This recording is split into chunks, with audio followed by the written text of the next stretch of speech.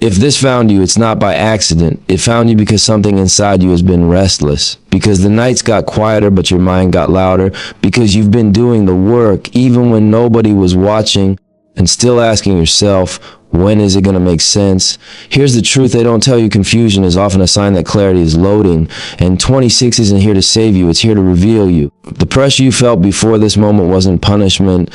It was preparation. This is the year where dots start connecting. Not because life got easier, but because you got sharper. Let me walk you through why 2026 is finally going to make sense for you. There were seasons in your life where it felt like you were moving through quicksand. You were taking steps, but nothing around you seemed to change. You watched people who started after you pass you. You watched opportunities you prayed for go to someone else. You watched the clock move faster than your progress. And in those moments, it was easy to question yourself. Easy to think maybe you missed your window. Easy to believe the delay meant you weren't chosen. But delay never meant denial. Delay was training. What slowed you down wasn't there to break you. It was there to build something in you that speed never could. When life doesn't move on your timeline, it forces you to develop discipline instead of dependency. You couldn't rely on luck. You couldn't rely on motivation. You had to rely on habits, on structure, on showing up even when there was no immediate reward waiting for you. Those stalled plans weren't failures, they were lessons in patience. Those unanswered messages weren't rejection, they were redirection. Those closed doors weren't the end, they were strengthening your knock. Because when things don't work out fast, you're forced to ask yourself a deeper question. Do I really want this, or do I just like the idea of it? And you stayed when it wasn't glamorous. You stayed when nobody was clapping. You stayed when quitting would have made more sense to everybody watching from the outside. That's where discipline was born. Not in the wins, but in the waiting. Look at real life, not highlight reels. Most people who truly build something solid don't peak early. Data backs it up. The average age of successful founders, people who create lasting businesses and real impact, isn't in their 20s. It's late 30s, 40s, sometimes later, not because they weren't talented early, because discipline takes time to mature. Consistency needs pressure to harden. Patience only grows when life keeps testing it. Early success teaches excitement. Late success teaches endurance. And endurance is what lasts. Those years where nothing pop taught you how to keep promises to yourself. You said you were going to wake up early, and you did. Even when nobody knew. You said you were going to work on your craft, and you did. Even when it wasn't paying yet, you learned how to finish what you started without applause pushing you forward. That's rare. That's valuable. Anybody can hustle when the results are loud. Anybody can stay focused when the money is coming in. But can you stay locked in when it's quiet, when the feedback is silence, when the only proof you're moving forward is internal growth? That's where you were trained. Every slow season stripped you of shortcuts. It exposed weak habits and forced you to replace them with strong ones. You stopped chasing hype because hype fades. You stopped comparing timelines because comparison steals energy. You started respecting process because this process doesn't lie. You learned that showing up daily beats showing off occasionally. And that discipline didn't just shape your work. It shaped your character. You became someone who doesn't panic under pressure, someone who doesn't fold when results take time, someone who understands that momentum is built quietly before it's ever seen publicly. While others needed motivation, you learned how to move on commitment. While others needed validation, you learned how to trust the work. That's why when things start aligning, you won't crash from success. You won't self-sabotage. You won't rush decisions just because attention finally shows up. You've already lived without it. You know how to survive without the noise. The truth is, discipline is invisible until it isn't. Nobody sees the thousands of ordinary days it takes to build it. They only see the moment it starts paying off. And when it does, it looks like overnight success. But you know better. You know it was built in mornings when you wanted to sleep in, nights when you could have quit, seasons when nobody checked for you. That's why in 2026, what you built in silence becomes your edge. While others burn out chasing quick wins, you're conditioned for the long run. While others get distracted by fast money and fast praise, you stay focused on legacy. You're steady when things speed up because you survived when things slowed down. You're grounded because you've already been tested without support. And that makes you dangerous in the best way. Not reckless, not loud, but dangerous because you're disciplined, because you don't fold under pressure, because you don't need constant motivation to move, because you understand that progress isn't always loud, but it's always earned. So when opportunities start recognizing you, don't think it's luck. When doors open that once felt sealed shut, don't think it's coincidence. When people start calling you consistent or focused or built different, remember where that came from. It came from the seasons that slowed you down. It came from the delays that forced you to grow. It came from the discipline that was formed when quitting would have been easier. And now, nothing about that time was wasted. There was a time when you believed certain people would always be there. Not because they promised, but because it felt mutual, because history made it feel solid, because you couldn't imagine the journey without them standing next to you. And then life shifted, conversations changed, energy changed. Some people left quietly, some left loud. Some just faded without an explanation, no argument, no closure, just absence. That kind of loss hits different, not because you're weak, but because you're human. You replay moments in your head, trying to find the exact second where things went wrong. You ask yourself if you could have moved different, said less, tolerated more. You grieve not just the people, but the future you imagine with them in it. And what made it heavier was that nobody really taught you how to let go without answers. But what those losses gave you was something deeper than comfort. They gave you clarity. When people leave your life, they take distractions with them. They remove noise you didn't realize was costing you focus. Pain is a way of simplifying things. It strips life down to what really matters and exposes what was draining you the whole time. What felt like abandonment was actually alignment correcting itself. You also lost versions of yourself along the way. Old habits, old mindsets, old coping mechanisms. You had to let go of the version of you that tolerated less than you deserved just to keep the peace. The version that over-explained. The version that stayed loyal to people who weren't loyal to the vision. That loss hurt too, because growth always requires shedding skin. Psychology explains this better than motivation ever could. Research shows that people who experience adversity often develop sharper decision-making skills and higher emotional intelligence. Why? Because pain forces awareness. You start noticing patterns, you recognize red flags faster, you stop romanticizing potential and start respecting behavior. You learn the difference between someone being familiar and someone being aligned. Before the losses, you were generous with your energy, your time, your access. After the losses, you became intentional, not bitter, not closed, just selective. And that distinction matters. Bitterness builds walls, clarity builds boundaries. One is driven by fear, the other by self-respect. You didn't harden your heart, you strengthened your standards.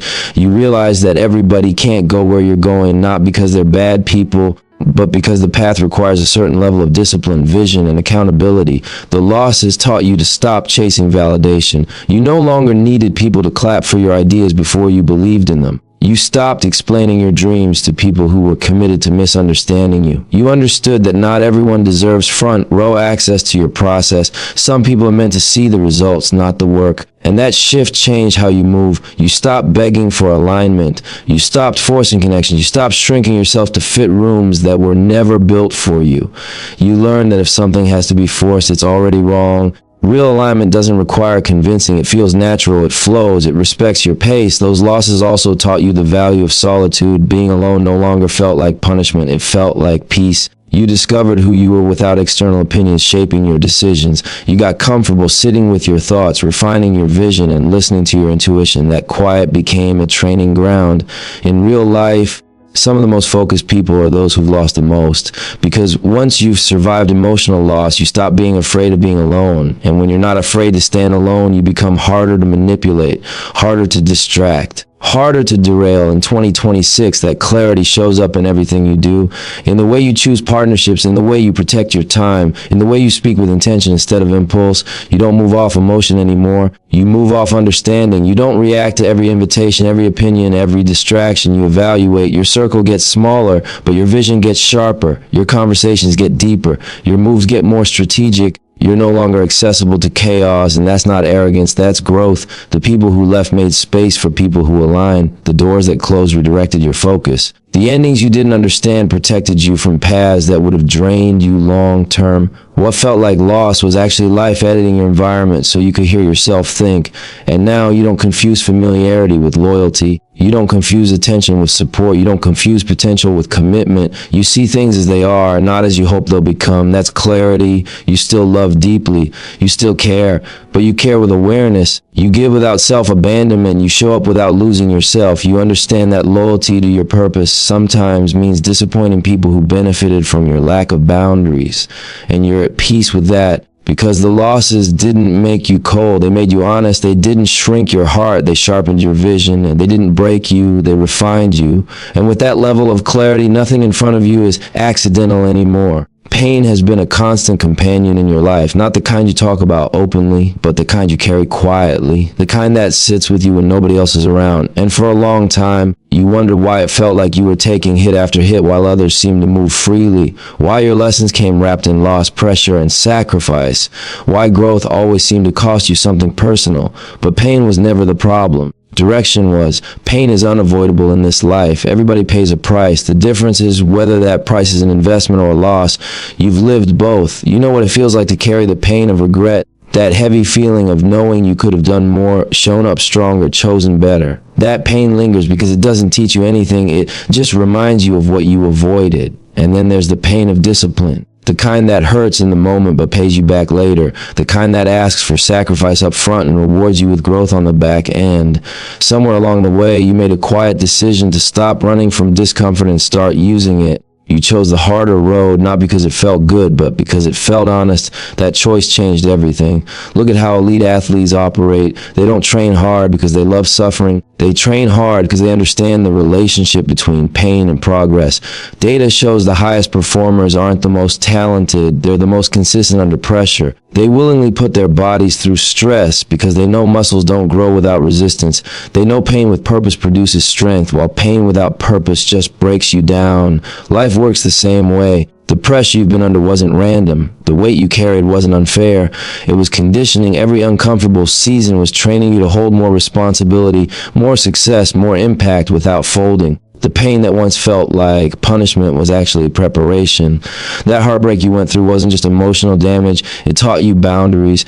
It showed you what happens when you give without limits. It forced you to recognize the difference between love and attachment. You learned how to protect your heart without closing it off. That lesson didn't come easy, but it came necessary. That financial stress you experienced wasn't just struggle. It taught you structure. It forced you to respect money, time, and planning. It made you understand that freedom requires discipline. You learned how to budget your energy, not just your finances. You stopped moving recklessly because you felt the consequences of instability. That stress sharpened your focus. That self-doubt that kept creeping and wasn't weakness. It taught you humility and hunger. It kept you from getting comfortable too early. It pushed you to improve your craft instead of assuming you were already good enough. Doubt made you work harder, made you study deeper, made you refine your skills. Without it, you might have stayed average. None of it was wasted. Every scar you carry now has direction attached to it. Every setback taught you something you're actively using. The pain that once confused you now informs your decisions. You don't repeat the same mistakes because you remember what they cost you. You don't ignore red flags because you've already paid for overlooking them once. In 2026, your struggles stop feeling random because you can finally see the pattern. You realize life wasn't trying to stop you, it was shaping you. The obstacles weren't placed in your way, they were placed in your path. Each one designed to develop a specific part of you. You move different now because your pain has meaning. You're not just grinding to escape discomfort, you're building toward impact. You understand that sacrifice is temporary, but growth is permanent. You don't ask, why me, anymore. You ask, what is this preparing me for? That shift in perspective changes how you carry pressure. You don't panic under stress. You don't fold when things get heavy. You've already survived worse. You've already trained in harder conditions. Pressure doesn't scare you anymore. It focuses you. Your pain is no longer something you're trying to avoid. It's something you manage, channel, and convert. You know when to push and when to recover. You respect the process instead of fighting it. You treat struggle like feedback, not failure. And because of that, your growth is intentional. You're not just tougher, you're wiser. Not just resilient, but strategic. You don't waste energy complaining about what hurt you. You use it to fuel what you're building. You've learned that the same pain that can destroy you can also define you depending on how you apply it. That's the difference now. The road you chose wasn't easy, but it was real. You didn't numb yourself. You didn't run from discomfort. You faced it, learned from it, and let it shape you. That's why your confidence isn't loud. It's grounded. It's built on evidence, on survival, on growth. And now when you look back, the pain finally makes sense. It wasn't there to slow you down. It was there to point you forward. There was a moment, quiet but heavy, when it finally clicked. Not all at once, not with fireworks, but with a deep understanding that sat in your chest. You stopped waiting for someone to come rescue you. No call was coming to change your life overnight. No message was going to erase the work required. No perfect timing was going to appear and give you permission to begin. That realization hurt because hope can be comfortable, Waiting can feel safer than risking failure. Believing someone else will fix it lets you delay responsibility. But when that illusion fell apart, something else rose in its place: freedom. Because the moment you accepted that nobody was coming, you took your power back. You stopped blaming circumstances. You stopped pointing at the past. You stopped telling yourself stories about what could have been different if someone had helped more, supported more, understood more. You realized that whether things went right or wrong, they were still yours to deal with. That shift changed how you moved. Behavioral science backs this up. People who transform their lives long term almost always share one core trait: personal accountability. They don't deny hardship. They don't pretend life is fair. They simply stop using those truths as excuses. Studies show that individuals who take ownership of outcomes, good or bad, are far more likely to achieve lasting success than those who blame environment, timing, or people around them. You live that truth before you ever read about it. You stop waiting for motivation to show up and started building structure. You stopped dreaming in years and started stacking days. One focused morning, one completed task, one decision done right instead of rushed. The wins weren't loud, but they were real. You learned that motivation is emotional and emotions change. Systems don't. Systems show up whether you feel like it or not. Systems don't care about excuses. They only care about execution. So you built routines, quiet ones, early mornings when the world was still asleep, late nights when quitting would have been easier. You created habits that didn't need attention to survive. You learned how to work without an audience, how to stay disciplined without validation, how to keep going when progress wasn't obvious. That's when things started shifting internally. You became someone who could be trusted by yourself. You said you were going to do something and you did it. That might sound small, but it's rare. Every time you kept a promise to yourself, your confidence grew, not the loud kind, the solid kind, the kind that doesn't need approval to exist. You stopped looking for shortcuts because shortcuts don't teach sustainability. You stopped waiting for perfect conditions because perfect conditions don't exist. You started working what you had instead of complaining about what you didn't. That's building. It wasn't glamorous. There were no viral moments, no instant recognition, just progress measured in discipline and consistency. But that's how foundations are laid, quietly, intentionally, without distraction. In 2026, that foundation starts paying rent. Opportunities begin to recognize preparation. People start trusting your word because your actions back it up. Collaboration comes not because you asked for it, but because consistency attracts consistency. You don't have to convince anyone of your work ethic, it shows. And because you built yourself, nothing external can take it away. You're not dependent on one opportunity. You're not shaken by one setback. You're not waiting on approval to move forward. You understand that everything you need to keep going already lives inside the systems you've built. If something falls apart, you don't collapse with it. You rebuild, you adjust, you keep moving. Because you're no longer hoping for stability, you created it. You also learned the difference between being busy and being productive. You stopped confusing motion with progress. You became intentional with your energy. You focused on what mattered, even when it was boring, repetitive, and slow. That focus separated you from the crowd. The people who waited are still waiting. The people who blamed are still explaining. The people who talked are still talking. You were building, and building changes how you see yourself. You don't see challenges as threats anymore. You see them as problems to solve. You don't panic when things go wrong. You analyze, you adapt, you keep it moving. That mindset is unshakable. You no longer need someone to believe in you before you believe in yourself. You don't need permission to start.